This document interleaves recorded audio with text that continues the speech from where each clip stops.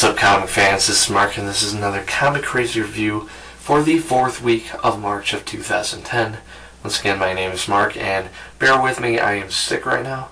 So if my, voice sounds kind of weird, it's because I have a sinus infection.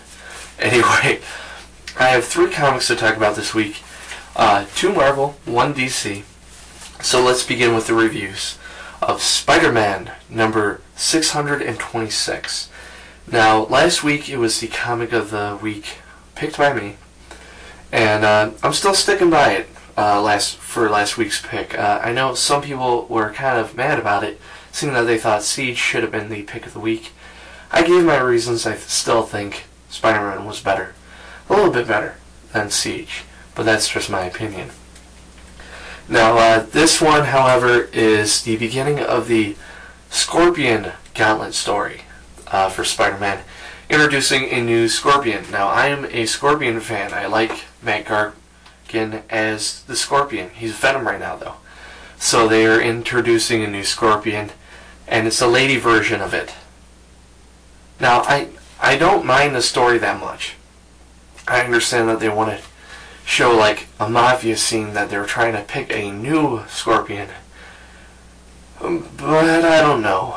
The artwork in this kind of sucks. My opinion. I didn't like it.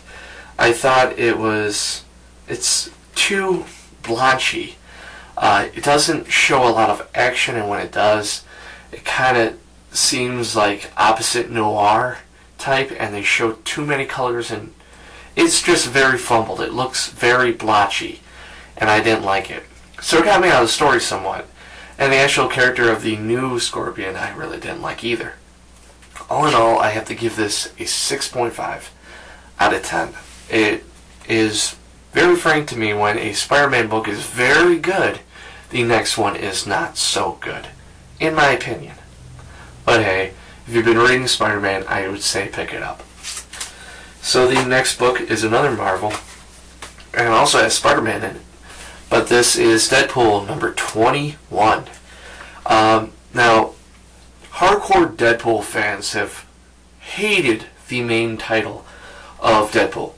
And the reason why is because Deadpool is being written like a complete retard.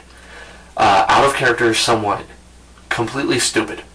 And I have to agree with them. He is being written very wrongly. If that's a word. But how Way is writing Spider-Man, and the ridiculous story of Spider-Man and Deadpool teaming up to go against a monkey that has guns, it kind of works somewhat. And this concludes the 3-part series between Deadpool and Spider-Man going against Hitmonkey. And out of the 3, I think this is the worst one. That's not saying much, seeing that the other ones are around 8s and 7s. I would have to give this comic a 7.5 out of 10. It wasn't bad.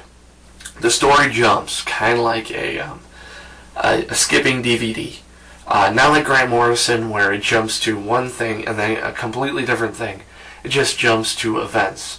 And yes, I understand that's kind of making it go along faster, but you kind of get lost a little bit, then confused, and then weirded out about seeing a monkey with guns. It does work somewhat, but once again, it isn't the best Deadpool story, but it is the main Deadpool book. You guys have to realize this is the main one. This is the one that they want you to read.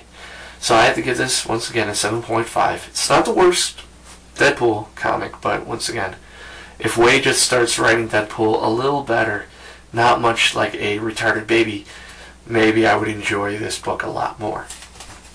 Now let's get to the comic of the week, and this is no question. I knew this when I picked it up that this probably was going to be the best comic. This is Green Lantern, number 52. And if you read that comic, bubble right there, if you can't see it, it says, "You were expecting someone else?" Kind of like Sinestro telling you guys, breaking the fourth wall to the audience or the reader, were you expecting Hal to be the White Lantern? Duh, it's going to be me.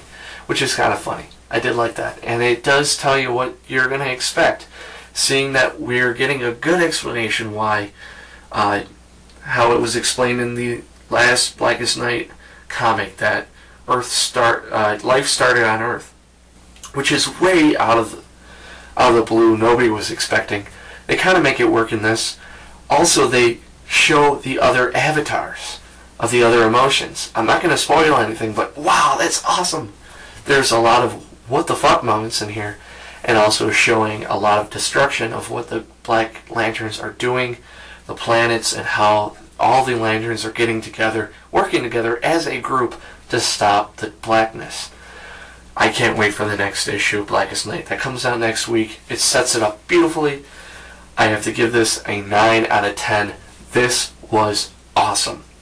If you're not reading Green Lantern and Blackest Night, why are you watching these videos? I've been basically reviewing all the Blackest Night tie-ins, and they have been so far so great, minus Doom Patrol. But once again, these are the best tie-ins. Like I've said before, if you're reading Blackest Night, read Green Lantern and Blackest Night. That's basically what you need to read. But this, like the other ones that were tying to Blackest Night, were great. Once again, 9 out of 10.